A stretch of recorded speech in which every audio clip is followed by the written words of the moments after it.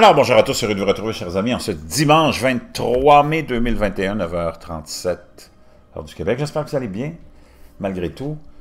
La concurrence, la compétition est féroce pour ce qui est de l'accès et le développement du monde extérieur à la Terre. Hein? Dans l'espace, il y a de plus en plus d'activités. Ça va devenir congestionné tout à l'heure. Hein, on est en concurrence féroce.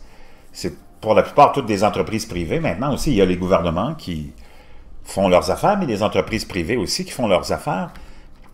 Et Virgin Galactic, nous apprend CNBC, est en train de terminer sa phase de développement de son programme spatial touristique. Imaginez-vous. Virgin Galactic a fait un pas de plus vers l'achèvement du développement de son système de tourisme spatial hier, samedi. Ça a été publié hier, l'article de CNBC.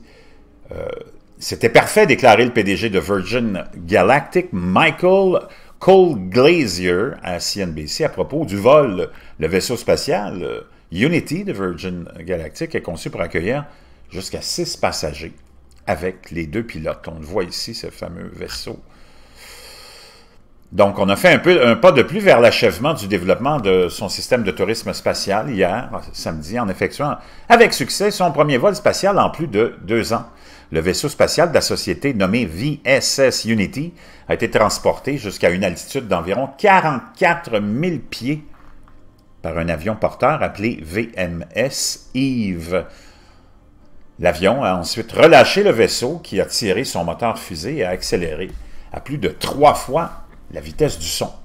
Après avoir effectué un lent backflip en microgravité au bord de l'espace, atteignant une altitude de 89,2 km, soit environ 293 000 pieds, Unity est revenu dans l'atmosphère en planant.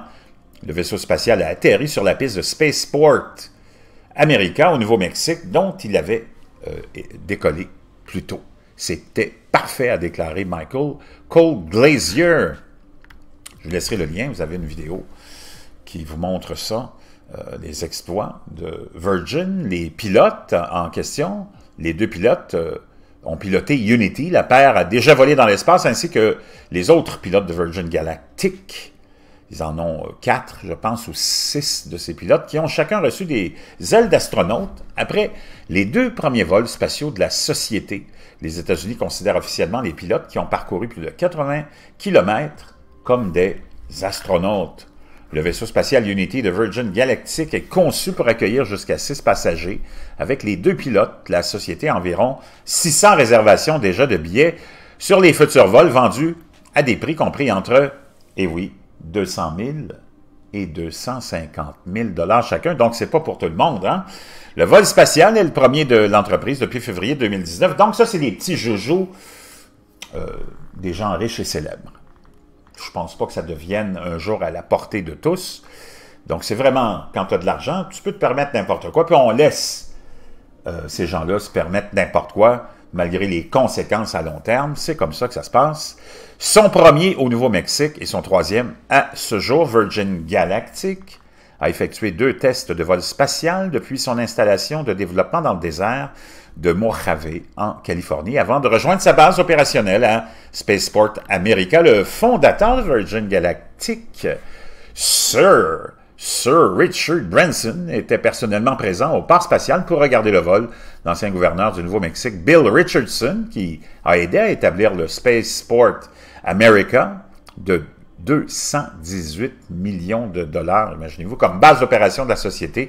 Et l'actuel gouverneur, le gouverneur Lou Jan Grisham, l'observait aussi à ses côtés. Le directeur du conseil d'administration, blablabla, blablabla, vous irez lire la suite. Mais tout ça pour vous dire que ça y est, hein, les gens riches et célèbres vont aller se promener.